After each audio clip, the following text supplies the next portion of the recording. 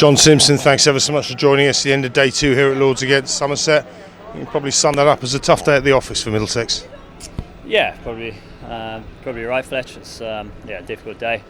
Obviously not ideal.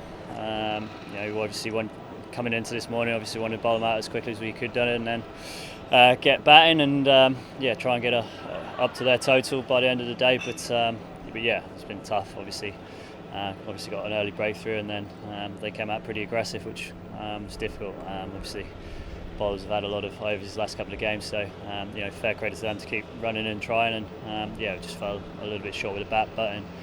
Pretty tricky trying and testing conditions. Obviously, all their bowlers have played international cricket, and we've just got to rise to the challenge. I thought the way that we went about it in the second innings, following on was the blueprint. I thought obviously Robbo and Rocky opening up started off really well, and the way that he came out and played with that nice intent and defended his stumps and capitalised on any width. So obviously going into tomorrow is going to be crucial first couple of hours and try and sneak up to their total and hopefully try and get a big lead.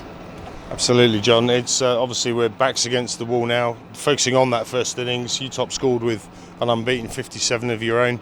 It looked damn tough going out there. We're up against a world-class attack here. I don't think we helped ourselves with some shot selection, but as for yourself, you batted exceptionally well.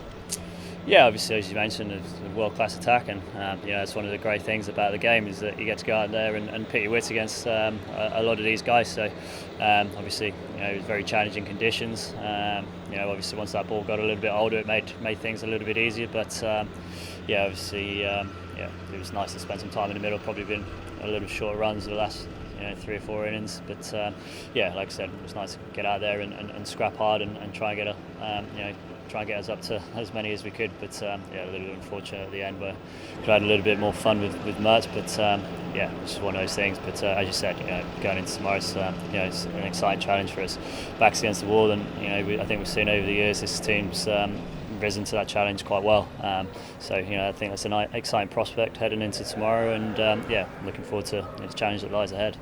This game, John, I guess mirrors the batting performances of some of the other games you've experienced this year. It's been tough going for the top order so far this year. What do you put that down to? Is it largely the quality of the attacks we're facing?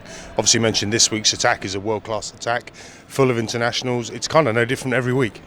Yeah, absolutely, and I think that's the intensity that Division 1 brings. They're relentless. I think that's the biggest thing is that the kid come in and you've got to be right on it from ball one, because you can quickly find yourself back in the pavilion.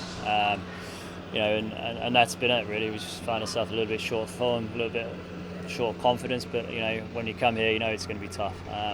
We've not really played on many great wickets here, the way you can sort of feel your boots, but it's that first sort of 20-30 balls where you've got to scrap hard. But as you said, the Division 2 to Division 1 brings a different intensity, and you've got to be right on it from ball one. And as I said, it's about rising to the challenge, and I've seen this group of men do that on many occasions, and that's what excites me about tomorrow. If we can play with that same intensity and keep their good balls out and capitalise on their bad balls, then hopefully come that sort of tea time session, we might be in a position to sort of see where we're at and try and eke out as many runs as we can going into obviously day 4. But obviously that first couple of hours tomorrow morning is going to be crucial. One last one for me, John. I spoke to John about this prior to the start of the game, and he was talking about the fact that batters have stood up at different times. You've each got in at certain points this year, but nobody's really kind of done it as a collective. I guess if we're going to get through this one, tomorrow's that day when we need everyone literally to click and come together, put on that big score. Yeah, absolutely. It's no secret that we've all been short of runs. It's tricky. It's a tricky place to play cricket. When the sun's out, everyone says it's a great place to bat. When it's overcast, it's it's a tricky place to bat. But as you say, we have been short of runs. But as you say, I've seen this batting unit get plenty of runs in the past. It's no different. It's still the same ball. We've just got to go out there and one ball at a time and try and build some partnerships, because that's going to be the crucial part of this game. And as I said, keep saying it's a great challenge, a great opportunity for us to show some real fight and some real determination, because it's in there with that group of lads, and like I said, I'm excited to see what tomorrow brings, because if we do fulfil our potential on a day and we bat this whole day, who knows what can happen on day 4 on a wicket that's spinning, that's up and down. So that's the exciting part of this game. Simo, sounds like you're up for the challenge. Thanks for joining us. All the very best of luck tomorrow. Hope it goes well. Pleasure. Cheers, Reg.